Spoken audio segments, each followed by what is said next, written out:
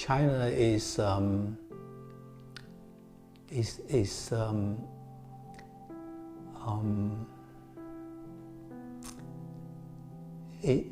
it's not easy to define, so you have to define it yourself.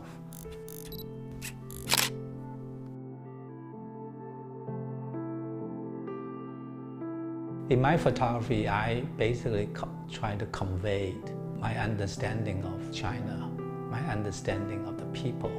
I spent considerable childhood years in China.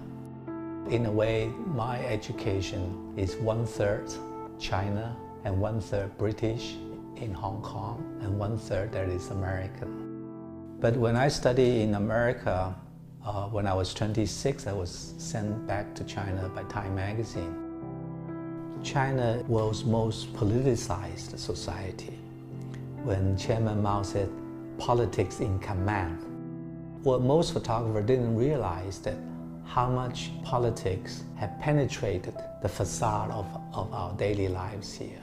That's why in my photographs, sometimes you may see that I pay a great deal of attention to the elements of politics.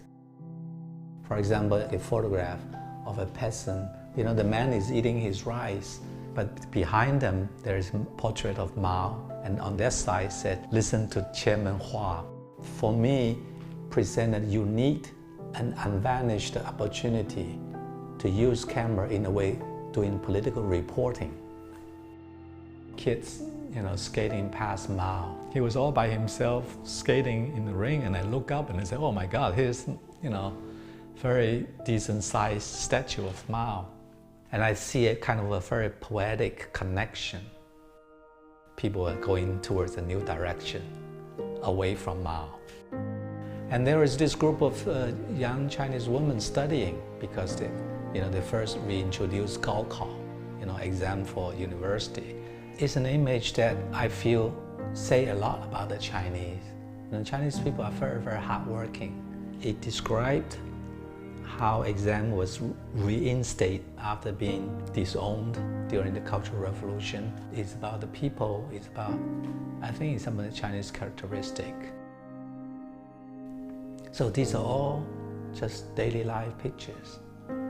But you have to go through this daily life to find what is resonant in your view about China, about Chinese. My whole professional career was for Time magazine and the Associated Press. I kept finding myself telling my European and American colleagues that no, China is not like what you think. But conversely, I spend even more time sometimes discussing and sometimes arguing with my Chinese friends. No, China is not what you think it is. Do you look at the Chinese people as individuals, or do you have a more kind of overarch ideas of where China has come from, where China was, where China is going? New Chinese women, the new yuppies, they're having arrived in China's ascending Wall Street. When the Chinese people look at the photographs, they say, oh, that's very much what we want. They all want to dress like this woman. They want to be in a Mercedes-Benz.